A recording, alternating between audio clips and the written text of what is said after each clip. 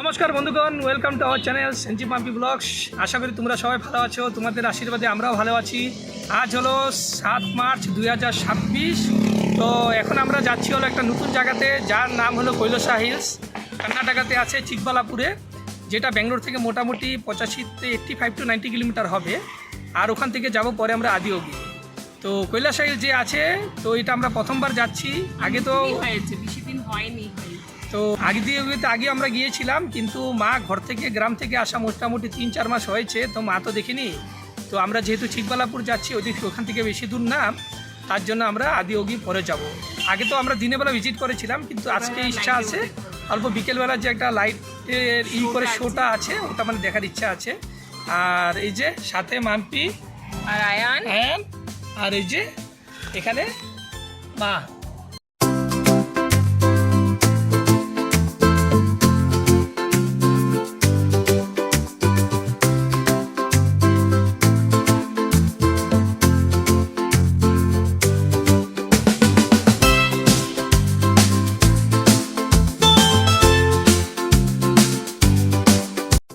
এখন আরও মোটামুটি 30 থেকে 35 কিলোমিটার হবে যে আমাদের কৈলাসা হিলটা যেখানে আমরা যাচ্ছি। আর রাস্তায় যাওয়ার পথে আপনারা দেখতে পাবেন এখানে খুবই খোলামেলা জায়গা, গ্রামাঞ্চল এরিয়া, আর সাথে অনেক কয়টা ইন্ডাস্ট্রিও আছে দেখছি। এই জায়গাটার নাম হলো চিকাহালি, কিছু একটা জায়গাটার নাম, অনেকে গ্রামাঞ্চল এরিয়া। তো আমরা যেখানে যাব আরেকটা সেন্টার আছে, যেটা হলো চিন্তামণি।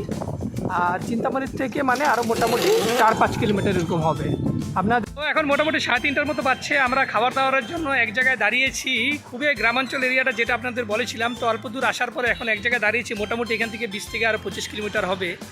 তো আপনাদের জায়গাটা দেখাচ্ছি, হাইওয়ে রোডটা।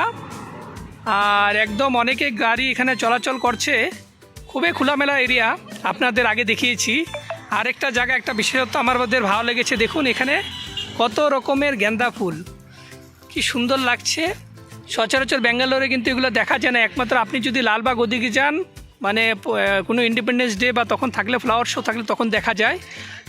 আর এখানে মানে একটা দূর দূরান্ত জায়গাতে এত সুন্দর মানে ওরা ফার্মিং করছে, দেখে মনটা খুবই ভালো লাগছে। দেখুন এখানে 2 রকমের মানে গেন্দা ফুল আছে, একটা দেখুন হলুদ রঙের, আর তার সাইডে এখানে দেখুন ওই যে অরেঞ্জ রঙের। মা, কেমন লাগছে তোমার? খুব ভালো লাগছে, সত্যি কথা। এবার কিন্তু গরমটা খুব দিয়েছে, কিন্তু এখানে দাঁড়ানোতে অল্প মানে ভালো লাগছে অল্প। দেখুন জায়গাটা এরকম, আপনারা জানাবেন কেমন লাগছে। তো এই করে আস্তে ধীরে করে আমরা যাচ্ছি।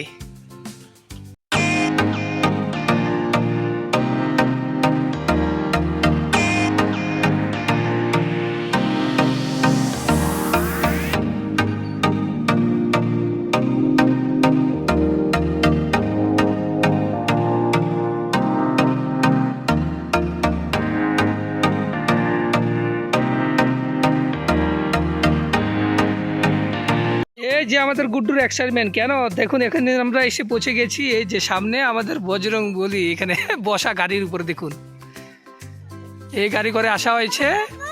আর এই যে জায়গাটা, এটা হলো আপনার 4 হুইলারের জায়গা, পার্কিং করার সুবিধা অনেকটাই জায়গা খোলামেলা আছে। আর তার পাশে এখানে আপনারা দেখতে পারবেন এই যে 2 হুইলারের জায়গারও সুবিধা আছে। তো যে 4 হুইলার আছে এ হলো 20 টাকা করে নিয়েছে, আর 2 হুইলার যদি হয় আপনার 10 টাকা করে। খুবই খোলামেলা জায়গা। আর এই যে সামনে হিলস কয়েকটা আছে, মানে আপনার প্রসাদের টাইমিংও আছে 12:30 থেকে 3:30 অবধি, যেটা মানে প্রসাদম এখানে টাইমিং আছে, এটা মানে ডেইলি মনে হয় টাইমিংটা। তো এখন তো মোটামুটি 4টা বেজে গেছে, তো এই রাস্তা ধরে আমাদের এখন যেতে হবে। অল্প হাঁটতে হয় ওই নিচের থেকে আপনাদের উপরে যাওয়ার পথটা। আর সামনে এখানে দেখতে পারবেন ছোটোখাটো কিছু মন্দিরও আছে এখানে মধ্যে। আর পুরা কিন্তু চারোদিকে কিন্তু একদম গ্রিনারি। আর পাশে দেখুন এখনও কাজ চলছে এখন অবধি, মানে এই যে এগুলো হলো কাঁচা রাস্তা, এখনও বানানো হয়নি। আর তার এই যে এখানে দেখেন সিঁড়ির পথটা বানানো হচ্ছে, এখনও কমপ্লিট হয়নি। আর এই যে পাহাড়টা এখানে আমাদের যেতে হবে। এ হলো আপনার সিঁড়ি, এখান থেকে শুরু হবে, মোটামুটি কয়েকটা সিঁড়ি আছে। আর এখানে আপনার চপ্পল রাখার স্ট্যান্ড, চপ্পলগুলো কিন্তু এখানে রেখে যেতে হবে আপনার।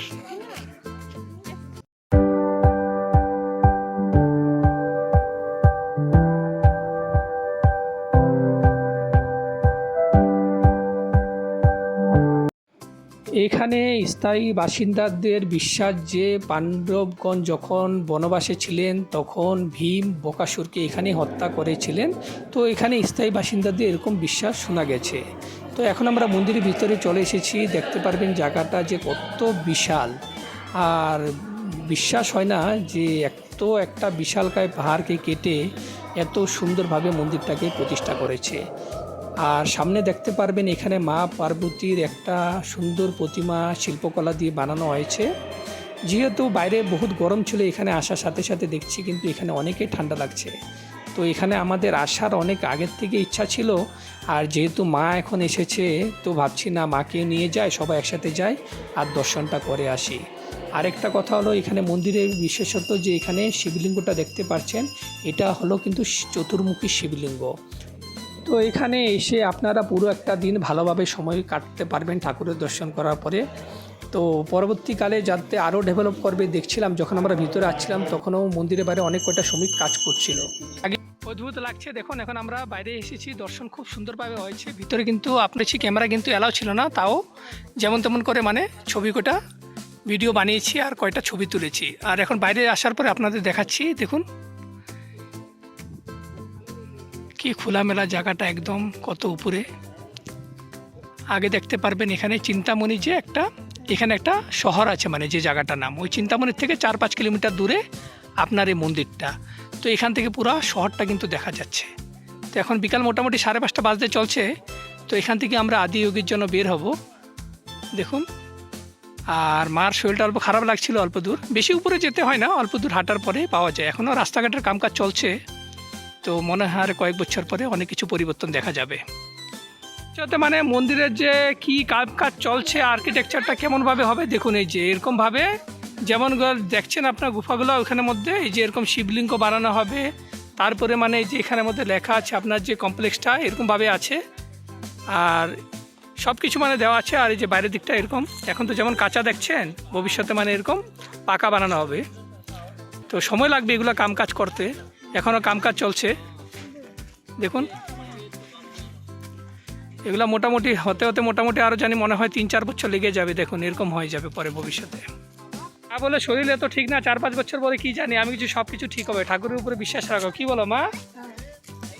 সব কিছু ভালো হবে, আবার আসো, আবার যাতে ঠাকুরের দর্শন করতে পারি। হ্যাঁ,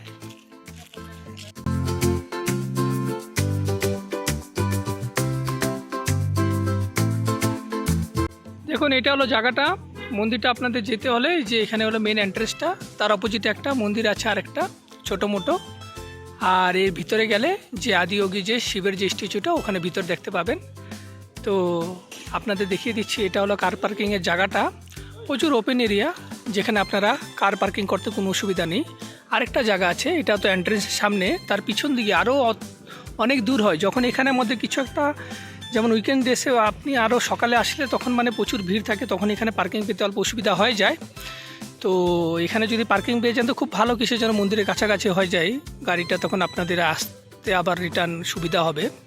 আর ওদিক থেকে দেখতে পাচ্ছেন কিছু গাড়ি আসছে, ওটা কিন্তু আবার প্রচুর দূর হয়ে যায়। তো আমরা আগের বার আসছিলাম, ওটা কিন্তু মোটামুটি ভালোই দূর। তো এক তো পার্কিং করে আসে, আবার এখানে আসা আবার নিতে যাওয়া খুবই অসুবিধা হয়ে যায়। তো আগের থেকে তো এখন তো জায়গাটা দেখি আগের থেকে অনেক ডেভেলপ করেছে। তো আমরা 2 বছর আগে মোটামুটি এসেছিলাম, তখন তো পুরো রাস্তাগুলো কাঁচা ছিল। এখন দেখুন এখানের মধ্যে মোটামুটি ভালোই করেছে, পাকা করেছে। এই যে বিশাল একটা ত্রিশূল দেখতে পারেন। 7:30 বাজতে চলছে, 7:30 মানে অলরেডি পার হয়ে গেছে। আমাদের লাকটা খারাপ, যে লাইটিং শোটা হয় ওটা আমাদের খুব দেখার ইচ্ছা ছিল, কিন্তু এখন সময় পার হয়ে গেছে, আর বিকেলও হয়ে গেছে, অন্ধকার হয়ে গেছে। তো এখন আমরা আদিযোগী এসে পৌঁছেছি, চলুন যাই আছে। আজকে শনিবার যেহেতু প্রচুরের ভিড়, কিন্তু আরেকটু আগে আসলে খুব ভালো লাগতো।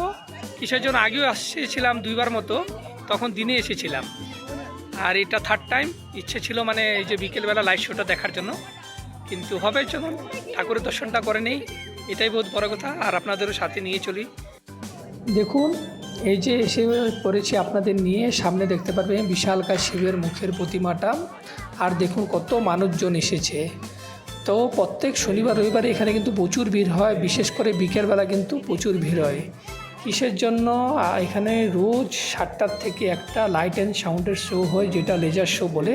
তো আমাদের মতো আশা করে সবাই আসে যে দেখার জন্য এখানে লাইট শোটা। আর দিনের বেলা প্রচুর গরমও থাকে, পুরো ওপেন এরিয়া, তার জন্য। আর এই প্রতিমাটা হচ্ছে পুরো স্টিলে কিন্তু বানানো, যেটার উচ্চতা হলো 112 ফিট। তো পাশে আসলে দেখা যায় যে কত বিশাল। আর এই প্রতিমাটা যখন মানে উদ্ঘাটন করানো হয়েছিল তখন ছিল আপনার 15 জানুয়ারি 2023-এ। কর্ণাটকের তখন যে মুখ্যমন্ত্রী ছিলেন বাসবরাজ বোম্মই, উনি উদ্ঘাটন করেছিলেন। আর মন্দিরের টাইমিংটা আপনার হলো সকাল 6টার থেকে রাত 8টা পর্যন্ত। তো এখানে মন্দির এখানে নিচে যে আছে ওখানে আপনার পূজাস্থল আছে, পূজা দিতে পারবেন। আর মন্দিরের উপরে কিন্তু এই বিশালকায় এই প্রতিমাটা বানানো হয়েছে। তো আগে যখন আসছিলাম তখন কিন্তু এত ডেভেলপ হয়নি, তো আজকে মোটামুটি আমরা 2 বছর পরে এসেছি। ওই হিসাবে এখন অনেক ডেভেলপ হয়েছে। তখন এই প্রতিমার পাশে এত সামনে যেতে দিত না সিঁড়ি করে উপরে যাওয়ার জন্য, তখন এখানে কনস্ট্রাকশন কিছু কাজ চলছিল। আর এই মন্দিরটার মেন মন্দির হলো আপনার তামিলনাড়ু কোয়েম্বাটুরে আছে, তারই থিম হিসাবে মন্দিরটা বানানো হয়েছে। যখন এখানে শিবরাত্রি বা কিছু একটা উৎসব হয় তখন সদ্গুরু আসেন, যে গুরু আছে, তো এখানে অনেক মানুষজন দূর দূরান্ত থেকে আসে।